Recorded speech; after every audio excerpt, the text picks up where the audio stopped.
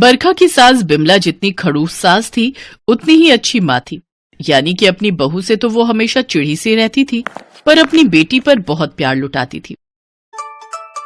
हाँ पूनम बिटिया, कैसी है? और बनारस में गर्मी पड़ रही होगी, यहाँ दिल्ली में तो बहुत ही गर्मी है। अच्छा, कब से छुट्टियां शुरू है बच्चों की? एक काम कर, इस बार 1 महीने के लिए रहने आ जा। कब से तेरा आना नहीं हुआ। हाँ और क्या। अच्छा ठीक है, चल रखती हूँ। माँ जी, वो मम्मी का फोन आया था, कुछ दिनों के लिए छुट्टियों में रहने के लिए बुला रही हैं। वो भाभी भी अपने मायके गई हुई है, तो मम्मी घर पर अकेली है, तो उन्होंने कहा कि मैं और बच्चे चले जाएंगे तो उनका मन लग जाएगा।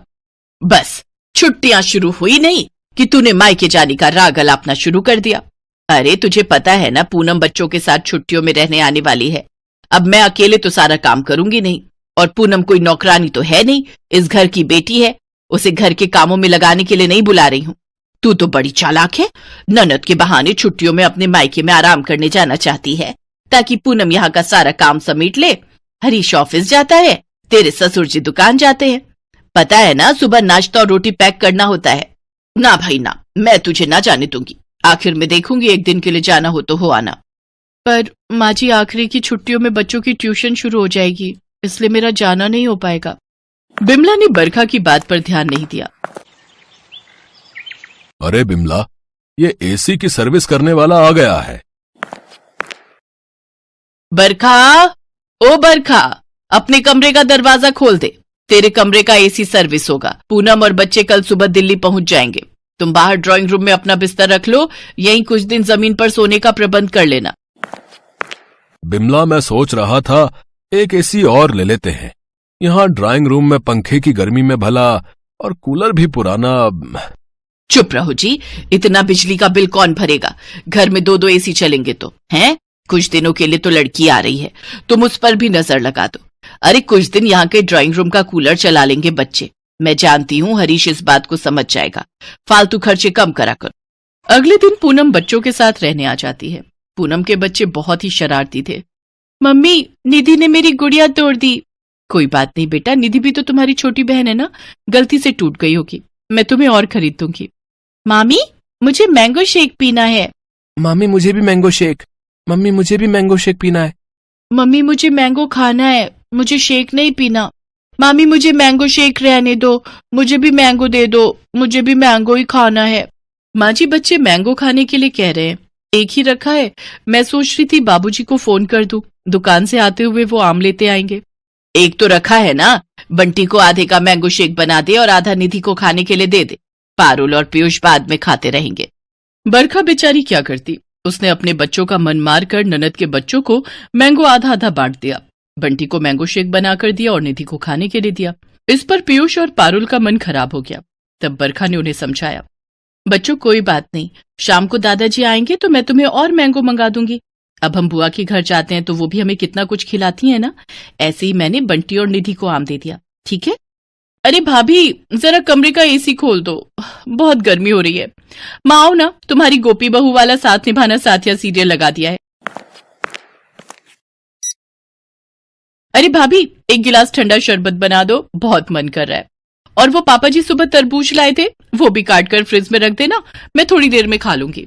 अच्छा माँ, मैं सोच रही थी रात को भरवा टिंडे बनवा लो और साथ में सूखे करेले। और भाभी, आलू प्याज डाल देना करेले में, बच्चे आलू छांट छांट कर शौक से खा लेते हैं। अरे तू चिंता मत कर, आलू थोड़े ज्यादा डलवा दूंगी। बरखा सुन लिया ना, जा फटाफट रात के खाने की तैयारी कर ले और पूनम के लिए शरबत बना ला। भरी गर्मियों के दिन सारा दिन बरखा घर के कामों में लगी रहती थी और उसकी ननद और सास पूरा दिन एसी में बैठकर गप्पे मारती थी। आधी छुट्टियां बीत चुकी थी। बरखा, तुम कहो तो मैं एसी ड्राइंग रूम में लगवा देता हूँ।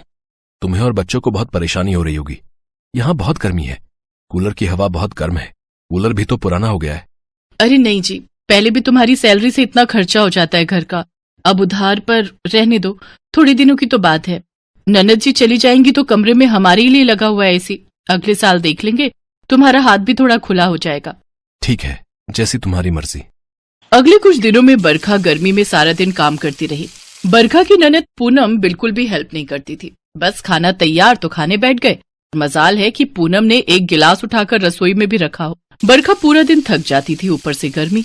एक रात कूलर खराब हो गया और बरखा और हरीश को बच्चों के साथ गर्मी में सोना पड़ा। बरखा पूरे दिन की थकी हुई थी। उस रात वो गर्मी में सो नहीं पाई और अगले दिन बरखा सबके लिए नाश्ता लेकर जा रही थी। अचानक ही वो चक्कर खाकर जमीन पर गिर पड़ी। माँ पापा जल्दी आओ, देखो बरखा चक्कर खाकर बेहोश हो गई है। अरे बिमला, तुझे आवाज आ रही है या नहीं? जल्दी आ। माँ, लगता है पापा आवाज लगा रहे हैं, जरा कमरे का दरवाजा खोलो। कमरे के दरवाजे बंद करके बैठी हुई हो, कुछ सुनाई नहीं दे रहा तुम्हें? अरे बरखा बेहोश हो गई है। क्या? बहू बेहोश हो गई? भाभी बेहोश हो गई? सब लोग घबरा जाते हैं। हरीश डॉक्टर को फोन करके घर बुलाता है। थकान और नींद पूरी न होने के कारण इनको चक्कर आए थे। आगे से ध्यान रखिएगा इन सब बातों का, नहीं तो यह खतरनाक हो सकता है। अपने शरीर से उतना ही काम लीजिए जितना आपका शरीर बर्दाश्त करता है, और रात में नींद भी अच्छी लेनी है। कम से कम 7 से 8 घंटे की नींद बहुत जरूरी है। खूब पानी पीना है, जूस, फ्रूट्स और हेल्दी डाइट बहुत जरूरी है। ज्यादा गर्मी में धूप में नहीं घूमना है। थोड़े दिन आपको रेस्ट करना पड़ेगा। डॉक्टर की बातें सुनकर विमला और पूनम का बहुत मन खराब होता है। दोनों को अपनी गलती का एहसास होता है कि उन्होंने सचमुच बरखा के साथ बहुत गलत किया। हरीश, अभी एक नया एसी लेकर आ और ड्राइंग रूम में लगवा। रात को मेरी बहू बरखा एसी में सोएगी ताकि उसे अच्छी नींद आ सके।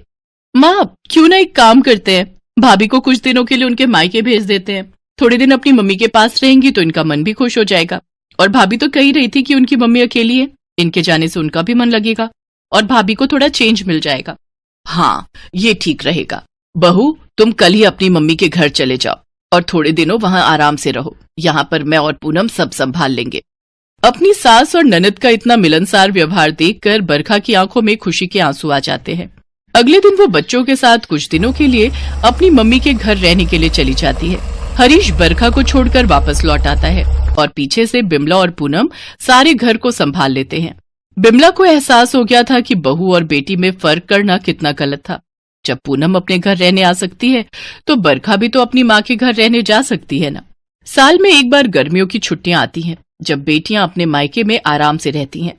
बरखा को देखकर उसकी माँ की खुशी का ठिकाना नहीं था। इतने दिनों बाद वो अपनी बेटी से जो मिली थी। बच्चे भी अपनी नानी के घर जाकर बहुत खुश थे। उस दिन के बाद बिमला ने अपनी बहू और बेटी में फर्क करना छोड़ दिया।